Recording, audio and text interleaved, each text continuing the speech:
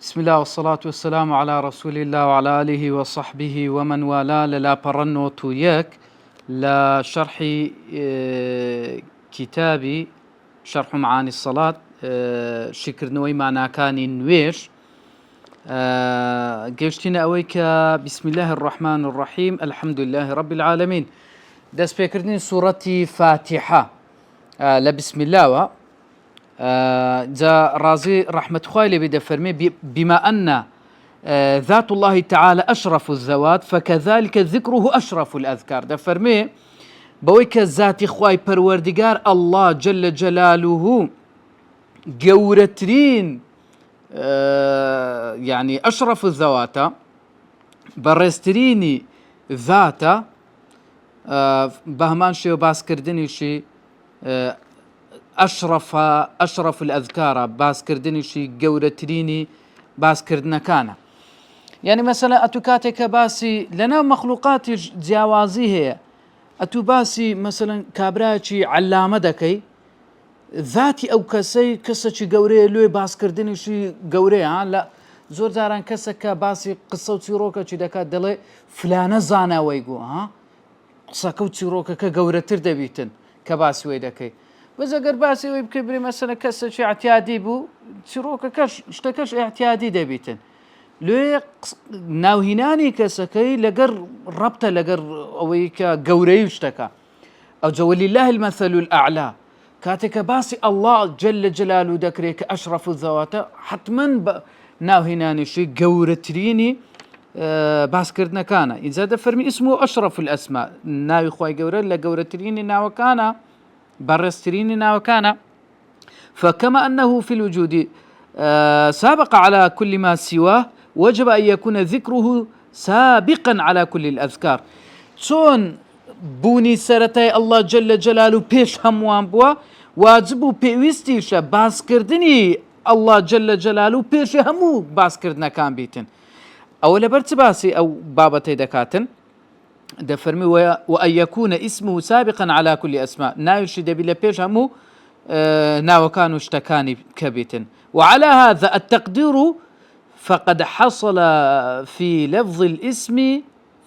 في لفظ الاسم هذه الفوائد الجلية كواتا أو بدصدية لويكا لفظي اسمها يعني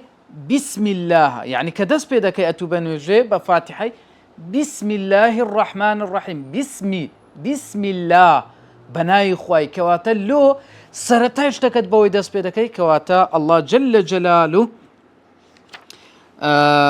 كقورترينا لو ناوي ببيشها مشتكان دكويتن دفرمي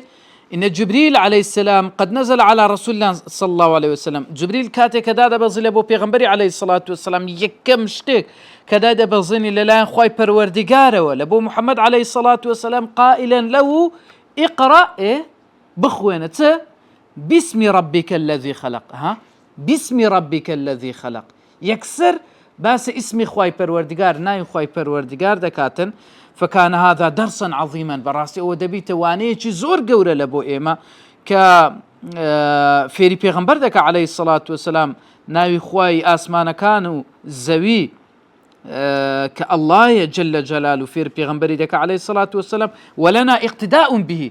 لبو ماشي اقتداء تساوي پیغمبر بكين عليه الصلاة والسلام ليكون اسم الله هو البركة كل شيء لبو اويك ناي خواي پروردگار ببيت بركة لبو هموش تكمان كواتا تساكا اويا هر شتك هر كاروبارك دس بي بكريتن بناي خواي پروردگار دس بي بكري حتى لحديثك اگر تي ضعف لسندي هي كل امر ذي بال لم يبدأ ببسملة فهو اقطع فهو ابتر هر شتكا ناي خواي قوري لسنه هندرا او شتا دوابراوا او شتا بيسودا لو بسم الله كردن له مشتكان بركتي ديني لا هندق لزانان بها او بسم الله كردن لسرتاي دزنويش يعني لهمو كارو باركان انسان بيوستا بسم الله بكات اذا طبري رحمة خوالي بدا فرمي ان الله تعالى ذكره دفرمي خواي پروردگار باس كردنو با تقديس داناني ناوكي الله جل جلاله ناوكاني خواي پروردگار او دفرمي أدب نبيه محمد صلى الله عليه وسلم وەکو بڵێ پێغەمبەری عەلەیهی سەڵات وەسەلام لەسەر ئەو خوڕەوەشتە ڕاهێناوە و تەئدیبی کردێ و ئەدەبی داوە لەسەر ئەو شێوازە کە بەوەی کە فێر بیتن سەرەتا ناوی خوای پەروەردگار ئەسماءەکان ناوەکانی خوای پەروەردگار بە پێش بێخی ئەمامە جەمیع ئەفعالیه لە پێش هەموو کاروبارەکانی ناوی خوای پەروەردگار بینی ها کە دەڵێ بسم الله الرحمن الرحیم ئەو جە دەست بە فاتحی دەکەی کە دەڵێ اقرأ باسم ربك الذي خلق يعني ئەو ئیسم الله ناوی خوای پەروەردگار بە پێش هەموو کاروبار و خوێندن و نووسین و کارکردن و هەموو کاروبارەکانت بهێخە خوای گەورە کە فێری پێغەمبەری دەکە عەلەیهی سەڵات وەسەلام دەفەرمێ وجعل ما أدب به من ذلك وەی کردووە کە لەسەر ئەوە تەئدیب بکرێتن و فێر بکرێتن و پەروەردە بکرێتن وعلمه إياه منه وفێری دەکاتن خوای پەروەردگار کەواتە ئەوەش دەبیتە چ دەبیتە سنەتێک ڕێبازێک لە بۆ خەڵکان بەگشتی یەستەنونە بیها ئەوانش ئەو ڕێبازە بگرنە بەر کە ڕێبازی ناوی هێنانی خوای پەروەردگارە لە سەرەتای هەموو شتەکان وسەبیلەن یەتەبیعونە عەلەیها و ببیتە ڕێگایەک کە شوێنی بکەون لەسەر ئەو ڕێگایە فەبیهی کەواتە بە بسم الله ئەتوو هەموو کاروبارەکانت دەست پێ بکە نووسینی نامەکانتە کتابە پێویستیەکە هەر شتەکە بسم الله تێدا بکە جا دەفەرمێتن کەواتە کە دەڵێ بسم الله ئەلێرە مەحذوفەکەیە شتەکەیە ڕەش بوویتەوە کەواتە بسم الله ئەقرأ بسم الله مثلا ئاکل یعنی تەمەشا بەناوی خوای گەورە دەخوێنم بەناوی خوای گەورە دەخۆم هەر شتێک بێ لێ لە تەفسیری بەیضاویش باسی ئەوەی دەکە دەڵێ بسم الله لە پێش شتەکەی بیتن فعلەکەی بی نەک برێ ئەقرأ و بسم الله نا برێ بسم الله ئەقرأ نەک برێ ئاکل و بسم الله نا برێ بسم الله ئاکل يعني بسم الله كبا بيش بكويتان وكو بركتك انزا دفرمي اگر كابرا قوتي بسم الله اذا قال القارئ واگر قارئ قوتي بسم الله فالتقدير او كاتي تقديركات سيليدي يعني معناي اشتكيت سيليدي كات قوتت بسم الله ضلي بسم الله ابدا قراءتي بناي خواي قورا دزدا كم بخويندنا كم معتمدا عليه اعتماد من السري هي لسر خواي پروردگار بناي خواي پروردگار پشتم پی بستيا و داوای هاوکاری لێ دەکەم باشە ئەوە بەمانای بسم الله کردن يعني کاتێک ئەتوو دەرسێک دەخوێنی کاتێک کە ئەتوو شتێک دەکەی بسم الله بکەی و ئینجا کارەکەت بکەی ابن كثير رحمة خوای لێ دەفەرمێ بدأ بسم الله يعني کە دەست پێ دەکات دەست پێ کردووە بە بسم الله بەناوی خوای پەروەردگار وصفه بالرحمن إذا وصفي أو الله يدكا جل جلاله بس ناري بسم الله الرحمن ويا وصفي أو الله يدكي جل جلاله بالرحمن صفة الرحمانية أوجد الرحيم بسم الله الرحمن الرحيم يا كم ذا الرحمن دي أو ذا الرحيم دي ده فرمي لبروي الرحمن لأنه أخص وأعرف من الرحمن تايبترا الرحمن للرحيم يعني الرحمن ببيش ناوي الرحيم شكتيا لأن التسمية الأولا لبروي ناوهناني يكم زار كأتو ديهني إنما تكون بأشرف الأسماء يكم زار كدس بيدك بأشرف الأسماء دس بيدك كتيا رحمانة باشا لو يا خوي پروردگار تمشى القرآن يعني كبانجي الله جل جلاله كرابي يام بالله يام بالرحمن قل ادعوا الله أو ادعوا الرحمن أيما تدعو فله الأسماء الحسنى ها باس الله لقى الرحمن يعني الرحمن ناوتشي تايبتي لبو خوي پروردگار لزور شوينان باس الرحمن دكاتن بەڵام ناوەکان کەنا ئەوها یعنی ئەو تایبەتمەندیەی پێ نەدراوە وەکو ناوی ڕەحمان اینجا دەفەرمێتن کەواتە بە تایبەت دەست پێ دەکە پاشان تایبەتتر یعنی الرحمن وەکو زانایان دەفەرمون ئەوەیە کە ڕەحمی دنیا و قیامەتیشی گرتەوە. لە دنیای ڕەحم بە کابرایەکی کافر دەکە ڕزقی دەداتن، کابرای کافرە دەبینی ئیشی باشە دەوڵەمەندە، خوای پەروەردگار لە دنیای ڕزقی وەش دەدا، ڕزقی موسڵمانەکەش دەدا. بەڵام ڕەحیم تایبەتە بە قیامەت لۆ چکە دەفەرمون بەس ڕەحمکردنە بە موسڵمان، بەس ڕەحمکردنە بەوەی کە خوای گەورە دەپەرستیتر، لێ هات تایبەتترە، لێ ئەویان یەکەم جار فراوانەکە هاتیە ئەو جدوایە لەوەی تایبەتتر کە ڕەحیمەکەیە. والله أعلم. إذا قوله تعالى وتي پروردگار كده فرميتن الحمد لله رب العالمين، يعني هتا استأوى بسم الله الرحمن الرحيم باسكر أو جديت سر الحمد لله رب العالمين. إمام الطبري ده فرمي معناه الحمد لله يعني الشكر لله خالصا، يعني سپاس كردني خواي پروردگار بخالصي وبتنها لبوي ببي أوي هيت كسي چترو هيت شتي تري تيكل بكي چونکە خوای پەروەردگار ئەو هەموو نیعمەتەی لەگەڵ بەندەکانی کردیە کە نیعمەتەکانی ناژمێردرێن، ناتواندرێت دەوری نیعمەتەکان بدرێتن، هیچ کەسێک ناتوانێت ئیلا خۆی نەبیتن. لە ئاەتەکەی کە باسی ئەوەی دەکاتن ئەگەر بێتون وئین تەعودوا نعمەة الله لا تحصوها، ئەگەر بێ بتان نیعمەتەکانی پەروەردگار بژمێرن ناتوانن بیژمێرن، لەوەی کە خوای پەروەردگار ئەو هەموو ناز و نیعمەتەی لەگەڵ کردووی حتا ڕزق فراوانی و هەتا ژیانی ئەو کەسەی اینجا خوای پەروەردگار ئاگادارمان دەکاتەوە، اینجا بانگمان دەکات لە بۆ ئەوەی کە ئەو هۆکارانەی کە دەبنە هۆی ئەوەی کە ئینسان من الأسباب المؤدية إلى دوام الخلود في الدار المقام، ويلي دەکە ئینسان يعني ئەو شتانەمان خوای پەروەردگار ئاگادار دەکاتەوە بانگمان دەکات لە بۆ ئەو شتانەی کە وەدەکە ئەمە هەتایە بژین کە بەردەوامی ژیانە لە چێندەرە لە بەهەشت قیامەت. يعني خوای پەروەردگار ئاگادارمان دەکاتەوە هەر کەسێک ئەو تاوانەی بکە ئەوەی بەسەر دێتن، هەر کەسێک ئەوها بکە خوای گەورە دەفەرمێ فمن شاء فليؤمن ومن شاء فليكفر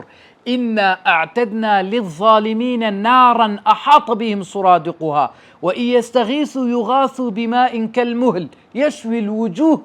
بئس الشراب وساءت مرتفق. يعني خوای پەروەردگار دەفەرمێ ئەوەی دەیەوێ ئیمان بینی با ئیمان بینی، ئەوەی کافرش بی با کافر بی، بەڵام ئاگادار بن ئەوەی بێباوەڕبی ئاگرێکمان لە بۆ ئامادە کردووە. دەفەرمێ وإن يستغيثوا يغاثوا بماء، ئەگەر کابرا داوای ئاوی بکاتن ئاوەکەی لە بۆ دەینی، بەڵام ئەو ئاوە چۆنە یەشوی الوجوه، خوابمان پارێزی ئەو ئاوەی کە لە بۆ دێ دەموچاوی دەبرژێنی. زۆر جار لە شوێنەکان تێدەپەڕ لە بازار و دوکانەکان و مەطعەمەکان نووسرایە چیە مەشویات، مەشویات یعنی ئەو شتە برژاوەکان، مەسەلەن تکێ و کەبابە و ئەوانە برژاون وەنیا مریشکە ئەو شتانەی کە دەبرژرێن کەباب. يعني سبحان الله ئاوی دۆزەخ کە لە بۆ دێ ئاوەکە هێشتا نەتخواردیتەوە یەشوی الوجوه ئەو دەموچاوی ڕێک دەبرژێنی دەکاتە کەباب. سبحان الله يعني کارە ساتە خوای گەورە بمان پارێزی. اینجا باسی ئەوەی دەکاتن ئەدیەگەر ئەو کابرای دەیخواتەوە ئاوەکەی دەفەرمی فقطع ئەمعاءهم، ڕێک ئەوە ڕیخەلۆچیان پارچە پارچە دەکاتن. سبحان الله خوا بمان پارێزی. کەواتە خوای پەروەردگار بانگمان دەکات ئاگادارمان دەکاتەوە لە بۆ چ لەوەی خۆمان لەوانە بپارێزین عیبادەتی خوای پەروەردگار بکەین هەتا دارولمەقاممان بە قسمەتی ئەو شوێنێکی خۆش ئەوەی کە دەوام الخلودە بە بەردەوامی تێیدا بژین و لە ناز و نیعمەتی خوای پەروەردگار بین. فلربنا الحمد على ذلك كل، کەواتە سپاس بۆ خوای پەروەردگار لەسەر هەموو نیعمەتەکانی ئەوەلا وآخرا سەرەتا و کۆتایی. تمشى ابن كثير بك الرزا ورحمة خوالي بي دفرميتن والرب هو مالك المتصرف، الرب پروردگار اويكا باشايتشي يعني متصرفة او بابلن كاروباركان تصرف تيدا دكاتن و جيبة جيدا كاتن حمولة جير سرپرشتي او دفرمي ويطلق في اللغة على السيد لزمانواني كاتك دلي الرب لبو كسكي قورا كسك دا صلاة دار كسك دا صلاتي بسرشتكي داها بيتن بيدا قوتري الرب سيد قورا على المتصرف للإصلاح كابرا بتواني تاكسازي تيدا بكا بتواني دا صلاتي بسدا برو بتساچي بكاري بينيتن إن زاد فرمي أوش لحقي خواي پروردگارك أما ربي لبو بكار بينين دا فرمي ولا يستعمل الرب لغير الله وشي الرب لبو غير خواي پروردگار بكار ناي ناتوانين بكاري بينين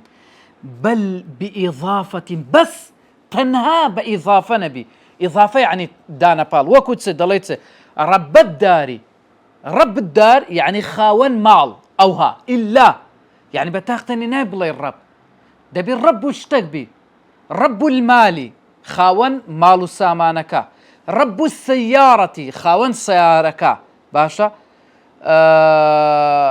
رب العائلة خاوني أو عائلة أو يعني سرپرشتيار يعني كسكا يعني أو زور تاروية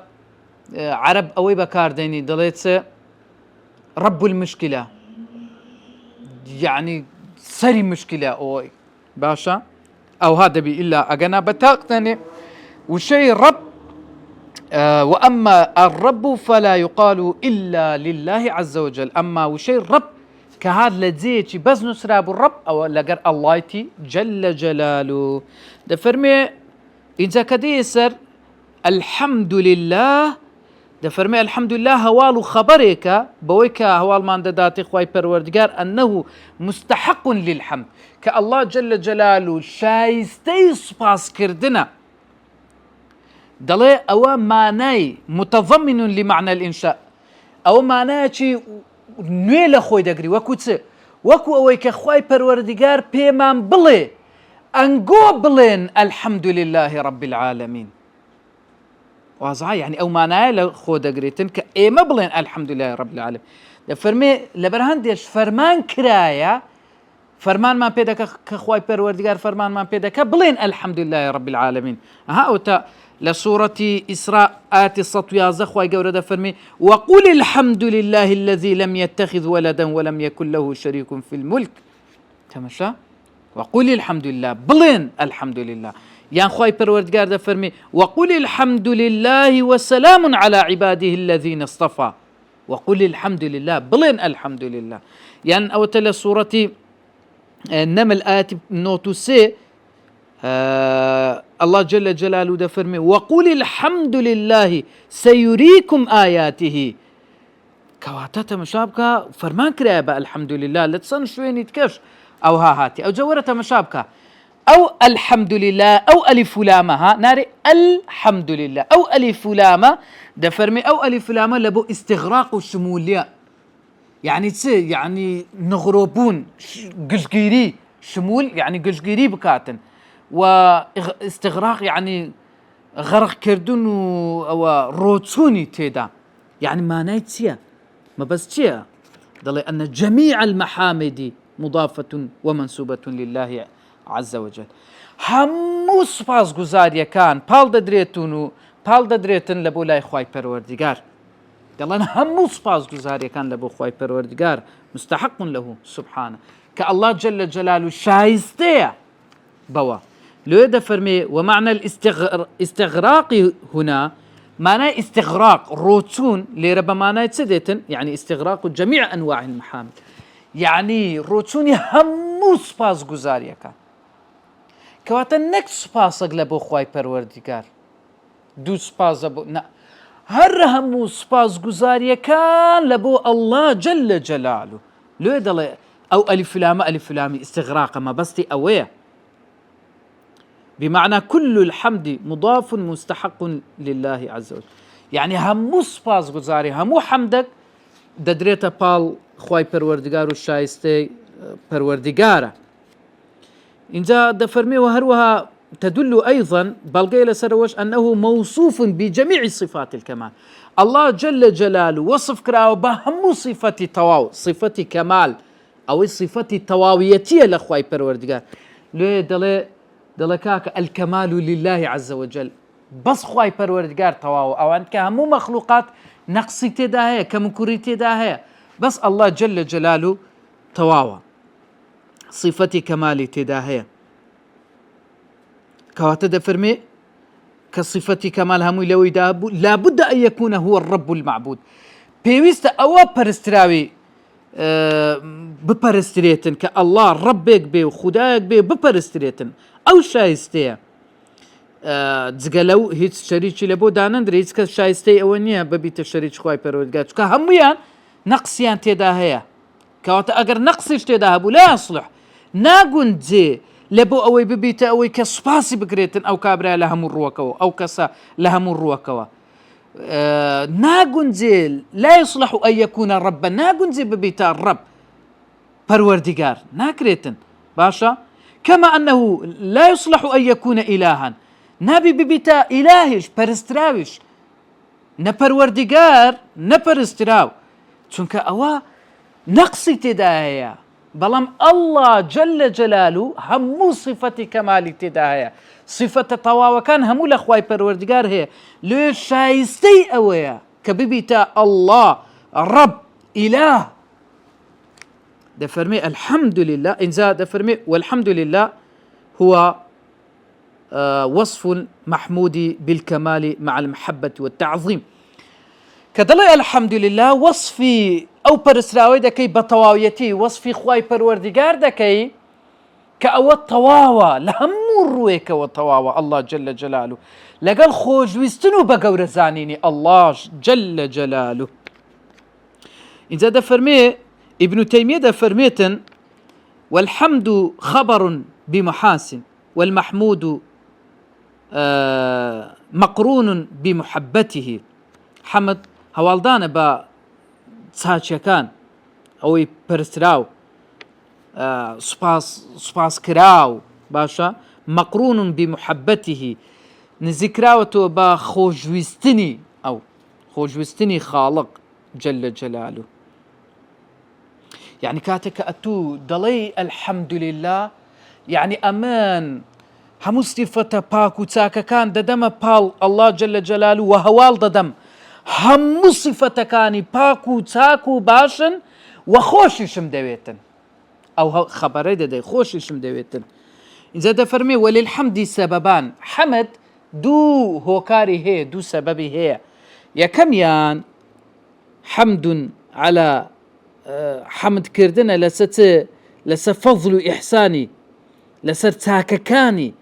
كأوا على المخلوق للنعم الظاهرة والباطنة كخواي پروردگار فضل إحسان تاكيه لسر دروس كراوكاني لس أو نعمتاني ديارو آشكرانا وأوانشي نهينينا ديارنينا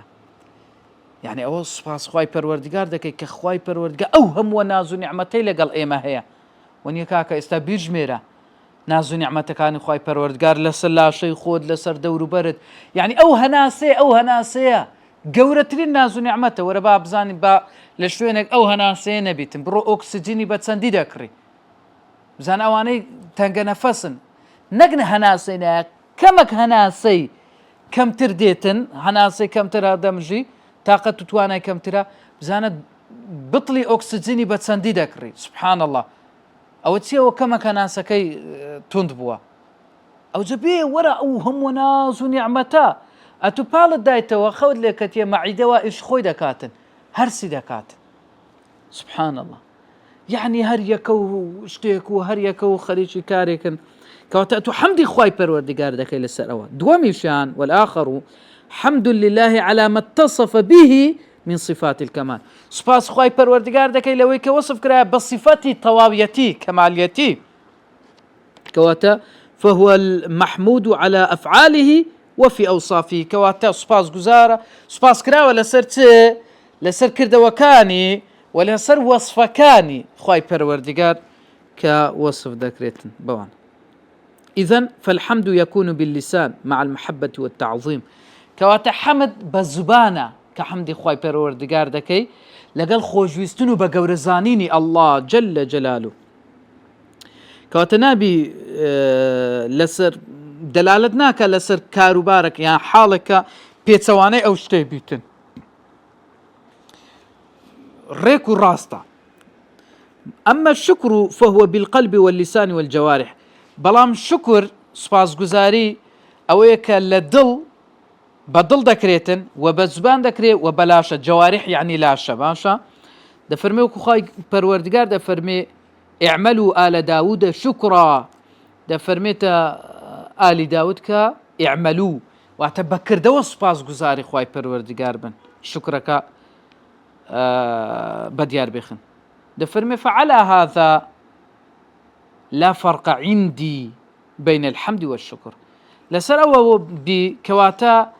لە لای من دانەری کتێبەکە دەفەرمێ لە لای من جیاوازی نییە لە بینی حەمد و شکر هەردووچیان چێکن لكن الشكر لا يكون إلا عن إنعام بەڵام شکر و سوپاسگوزاری إلا لە نیعمەت دێ یعنی کەسێک نیعمەتە چی سوپاس ئەوە چاکەچی لەگەر کردی ئەو جا ئەتوو شکری دەکەی إلا چاکە کرا ئەو جا شکر دەکرێتن أما الحمد فيكون عن إنعام وغيره بەڵام حەمد لەبۆ ئەوەیە سوپاس لەگەر بکە و یان سوپاسی لەگەر نەکە غەیری ئەویش نیعمەتی بکە و یان نیعمەتی نەکە لەگەرت یعنی کابرا چاکەت لەگەڵ بکە یان چاکەت لەگەر نەکە حەمد دەیگرتەوە بە شکر ئیلا ئەوە دەگرتەوە کە چاکەی لەگەڵ کردی کەواتە ئەمە حەمدی خوای گەورە دەکەین لەسەر هەموو بارودۆخەکان چونکە هەموو بارودۆخەکان لە بۆ ئێمە نیعمەتێکە أي في جميع أحوال العبد لهمو بارودۆخەکانی بەندە سوپاسگوزاری خوای پەروەردگارە لەسەر سیفەتەکان لەسەر هەموویە دەفەرمێ وە پێویستیشە ئاگادار بین ولننتبه ئاگادار بە کە أن الحمد لله رب العالمين جملة اسمية ئەتو تێبگە الحمد لله رب العالمين جملەی اسمیەیە باش ئەتولوانی بپرسی باش جۆ چ پەیوەندی بە من هەیە جملەی اسمیە جملەی فعلیە یعنی چ لە مانای دەگۆڕێتن وەنیا الحمد لله رب العالمين چ لە مانای دەگۆڕێت کە دەرێ جملەی اسمیە ئەو زۆر تەماشا بکە دەفەرمی والجملة الاسمية تدل على الاستمرار والدوام جملەی اسمیە بەمانە ئەوەیە کە بە بەردەوامی ئەو شتە استمرار بەردەوامی هەیە يعني كو ما بستكتيا دفرمي فله الحمد في جميع الأوقات والأزمنة والأزمان والأمكنة ما ناي أويكاتك دريت جملة اسمية يعني ببردوامي يعني أتوسباس خواي پروردگار دكي لهمو كاتكان لهمو شوينة كان لهمو سردما كان أو بمعنى جملة اسمية كبردوامي هي كاتا سبحان الله كالليرة بجملة اسمي دستي بيكرديا ألف لام دستي بيكرديا باسم دستي بيكرديا وجملة اسمية يعني أتو ببردوامي سباس خواي پروردگار دكري وببردوامي سباس خواي گورة دكريتن لهمو كاتو سردمو شوين وزمانك أو بمعنيتي دفرمي فلهذا أو ولهذا فإن ربنا دفرمي هر لبروش خواي پروردگار باس كرديا بظرف زمان وظرف مكانش يعني كاتيو شوين دفرمي وله الحمد في السماوات والأرض أو مكانه شوين سباس خواي قورة دكري لآسمان كانوا الزوي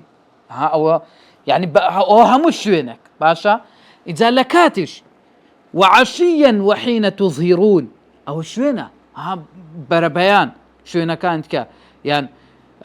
وهو الله لا إله إلا هو له الحمد في الأولى والآخرة لسرتا ولا كوتاي يعني لهمو كاتكان لسرتا ولا كوتاي كاتكان ولهمو كات سواس خواي پروردگار دكريتن فكلما قرأت سورة الفاتحة لوي هركاتك أتو سورة فاتحة دخيني حمور روش كاتك فاتحة خوين أتو أوي دخيني الحمد لله رب العالمين كأو هذا خيني ببير الديتوا أن الله له الحمد في كل حال الله جل جلاله سباسي بو هي لهمو كاتباتكان لهمو حالو دوخكان وأن الحمد مستحق لله عز وجل وحمد مستحق شايستي خواي پروردگارا وكاتك دلي لله وعبارة لله هانار الحمد لله أوه كدليل لله الإراء لا مكا حرف جراء الله كاسم مجرورة لفظ الجلالة اسم مجرورة باشا جبت جار مجرور لێرە بەمانە دەڵێ ئەوەکەیە محذوفەکەیە شتەکەی ڕەش کرایەوە کە چیە مستحق ثابت يعني وەکو بڵێ الحەمد يعني بڵێ سوپاسێکی شایستە و بەردەوام و جێگیر لە بۆ خوای پەروەردیگارە بە بەردەوامی. اینجا دەفەرمێتن ابن قيم دەفەرمێ فإن الحمد يتضمن مدح المحمود بصفات كماله. حمد لخو دەگریتن چ سوپاسکردنی سوپاسکراوەکە کە الله جل جلاله با صفەتی تەواویەتی و کەمالیەتی ونعوت جلاله. نعود يعني الصفات وصفەتی جلالیەتی و گەورەیەتیەکەی لەگەڵ خۆشویستن و ڕازیبوون و خضوعا له وملكتي لبو الله جل جلاله كواتا فلا يكون حامدا كواتا أو كسنابي تكابراتي حامد سباس جزار من جحد صفات المحمود كإنكاري صفة كاني الله بكاتن أو سباس جزار ذكريتن كواتا هركس أو إنكاري صفة كان خواي جوري كد نابتا كابراتي حامد باشا كواتە هەر کەسە چیش ومن أعرض و هەر کەسە چیش پشتی لە خۆشویستنی خوای پەروەردیگار و ملکەتیەتی بۆ خوای پەروەردیگار کرد کەواتە ئەوەش نابێتێ کەواتە هەر کەسە هەرچەندی صیفەتەکانی یعنی ئەو صیفەتانەی کە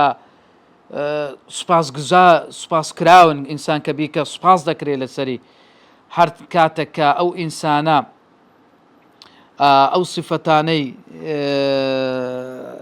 زیاتر کرد وەدەکە یعنی کاتێکە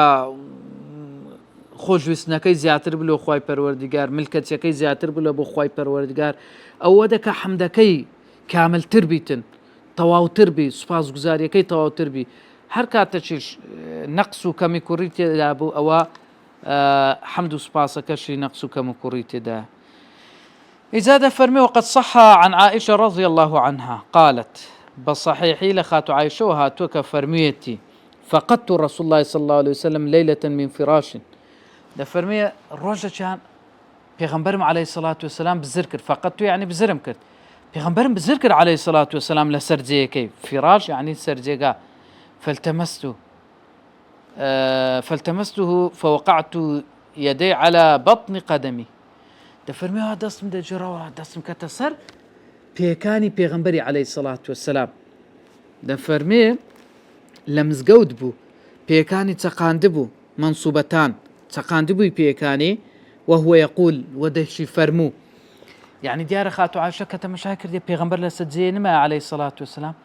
اي دبي تشي وتسوبي ئافرەتە لەوانەیە فکرەی لەوات پێی لەوانەیە گوت پێویستە چیتەکەن خێزانەکان کە ئەم نووسیمە چویتە ئەو لای گیان بزانە فکرە شتیت کە لێ هاتیە لێ هەستایە بەو شەوەی هەستایە سوبحان الله دەبی تاریک بوو بیتن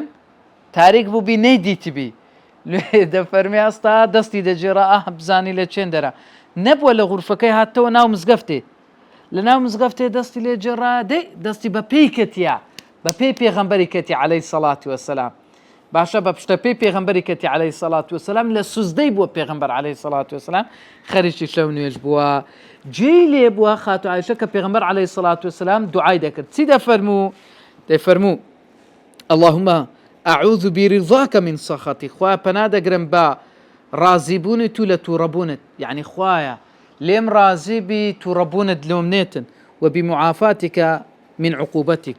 وبعافيتي تو لا عقوبة وسزات يعني خوايا لا عقوبة وسزاكت بن بارزي وأعوذ بك منك خوايا بنادا قرن بتو لخود لتوربوني تو لا أحصي ثناء عليك أنت كما أثنيت على نفسك إن زاد فرمي اسمي جلالة كالله كدلي الحمد لله رب العالمين كباس الله دك دفرمي دال على جميع الأسماء الحسنى وصفات العلى دفرمي بلقيا كالله بەڵگەیە لەسەر هەموو ناوە جوانەکان و صفەتە بەرزەکانی خوای پەروەردگار وهو اسم يدل على الألوهية ناوێکە بەڵگەیە لەسەر پەرستراویەتی ئولوهیەت و لە خۆ دەگری پێویستیەکانی صفاتی ئولوهیەت پەرستراویەتی و خاڵقیەتی و ڕەب پەروەردگاریەتی مع نفي أضدادها عنه لەگەر ئەوەی کە گوتت الحمد لله رب العالمين ئەو ئەڵڵایە نەفی و لابەری هەموو پێچەوانەکانی خوایەتیە یعنی هەر شتەکە لەگەڵ خوایەتی نەگونجێ ئەوە ئەتولات بردیە مەسەلەن نووسن ناکرێ خوا بنویتن ئەوە کەواتە دوورە لە خوای پەروەردگار ئەو صفەتت لابرد باشە هەموو صفەتە باشەکان خاڵق ناکرێ خوا خاڵق نەبی کەواتە ئەو صفەتە داپاڵی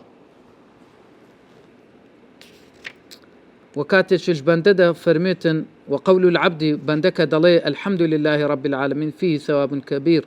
او باداشتشي زوري تيدا كدلي الحمد لله رب العالمين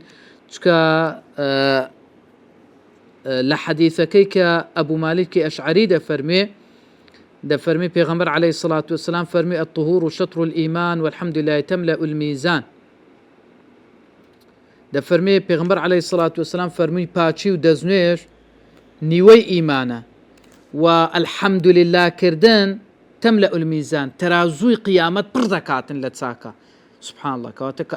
الحمد لله دەڵێ ترازوت پڕ دەبیتن لەگەڵ چاکە وهي سبب الرضا الرب